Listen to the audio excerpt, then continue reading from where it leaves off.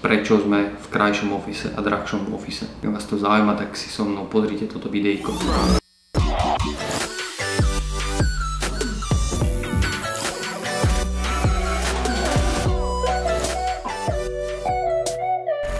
Priatelia, vítam vás pri ďalšom videu. A pokiaľ ste noví na tomto kanáli, tak ja som pred rokom založil firmu a odtedy sa snažím točiť nejaké vlogy a dokumentovať nejaký náš život v rámci firmy, v rámci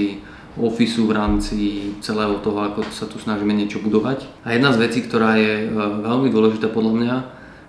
je to, že v akých sedíme tu priestoroch. Lebo my keď sme na začiatku zháňali kancelárie, tak sme mohli ísť do lacnejších priestorov, do nejakej kvázi kutice, kde sme platili v kľude, že o polovicu nižší nájom a možno by sme mali nejakú lokalitku aj teoreticky, že lepšiu v rámci mesta. My sedíme teraz pri Figare, ale že prečo sme sa my rozhodli ísť do takéhoto ofisu a prečo som ja vybral tento office, že ono to nie je len tak, že ja som chcel teraz míňať peniaze navyše. Prvá taká základná vec, že prečo sme sa rozhodli pre takýto office, je to, že musíme vyzerať reprezentatívne. To znamená, že my všetko, čo tu robíme, tak ja strašne ako keby dbám na to, aby sme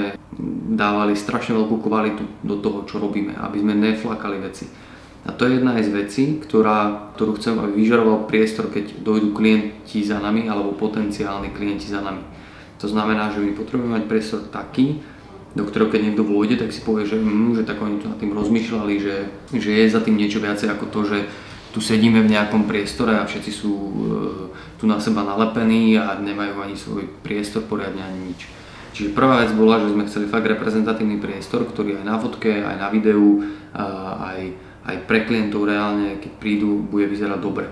Druhá vec, ktorú sme riešili, je tá, že v podstate, keď som zakladal firmu, tak bola nejaká vízia, že ako budeme rásť a ako budeme pomaličky nejak postupovať a naberať ľudí. A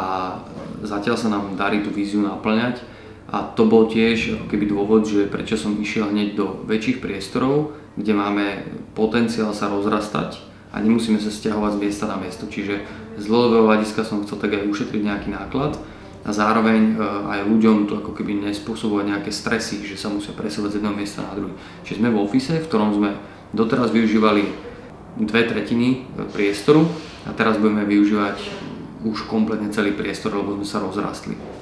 Ďalší dôvod, prečo sme išli do takýchto priestorov, je to, že som chcel priestor, v ktorom môžeme točiť takéto videá, môžeme tu točiť vlogy a zároveň, že tu môžeme organizovať školenia. Preto tu máme zasadačku, v ktorej je normálne priestor na školenie pre 28 ľudí, ktorí si tam úplne pohodlne sadnú, dokážeme tam dať catering, a môžeme normálne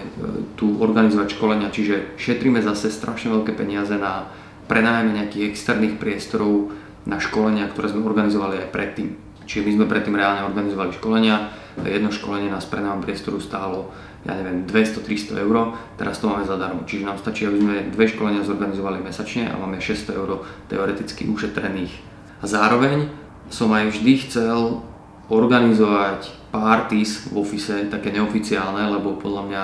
celý tento náš biznis, digitálna agentúra a marketing a celé je to v podstate o vzťahoch s klientmi a o vzťahoch s ľuďmi, s ktorými chceme pracovať, tak som aj chcel tu organizovať nejaké žúrky, tak ak sme mali kolaudačku, na ktorú prišlo nejakých 30 ľudí a sme sa tu zabávali, tak takisto bude teraz aj nejaká narodeninová party a chcem to organizovať v priestoroch, ktoré sú že firemné priestory, čiže ideálne náš office, a že stačí, že posunieme trošku stoly a máme tu reálne priestor pre 40-45 ľudí, ktorí sa môžu dojsť na party, hej, zase akože nie, že to tu úplne rozbijeme, aj keď akože na našej kolaudačke sme mali aj tetera, ktorý tu robil kerky, takže party. A to je tiež niečo, čo je aj v rámci našej nejakej firemnej kultúry, aj v rámci nejakej našej vízie, že v podstate my chceme byť takí priateľskí s klientmi, preto máme aj v rámci firemnej kultúry nastavené to, že ako komunikujeme s klientmi, že my sa nesnažíme klientom, a teraz tu hovorí strašné sofistikované výrazy, ale chceme komunikovať ľudskou rečou a takisto chceme aj ľudsky vystupovať s tými klientmi, preto organizujeme digitálny štvrtok, preto organizujeme aj túto zatiaľ jednu, ale budú aj ďalšie party. Čiže v podstate zase tak utužovať nejak ten vzťah s tými ľuďmi, s ktorými robíme. Čiže toto sú nejaké dôvody, že prečo sme v kancelárii, ktorá môže byť teoreticky, že aj raz tak drahá, ako sa dá zohnať, kebyže sme nejaká začínajúca firma, tak môžeme zohnať určite, že o polovicu lacnejší priestor. A zároveň je to úplne dobre strategicky postavený office, keďže ráno, keď idete do roboty, tak idete v takom protiprúde, lebo všetci z Rače, z Pezinka idú do mesta a vy idete v protiprúde, takže nestojíte v zápche. A naopak po robote, keď odchádzate okolo 5, tak idete zase v tom protiprúde, že všetci sa vracajú naspäť do toho Pezinka, do tej Rače, takže zase nestojíte v zápche, takže toto bolo že úplne dobre vymyslené. Je blbé, keď máme meeting o 5 s klientom a ide sem a stojí tu v tých zápchách, ale to zostáva úplne že minimálne. Čiže to sú nejaké dôvody, že prečo sme vyberali Office tak, jak sme vyberali,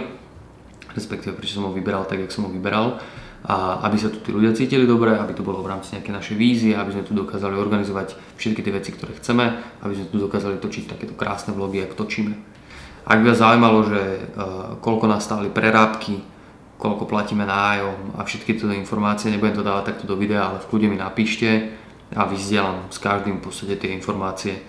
Nech si viete spraviť nejakú predstavu o tom, keď je tu nejaký začínajúci biznis, že za aké sú cenové hladiny kancelárií, tak mi v kľude napíšte a môžem pošerovať s vami informácie, ktoré som zistil zatiaľ za ten rok. OK priatelia, vidíme sa pri ďalšom vlogu, čaute.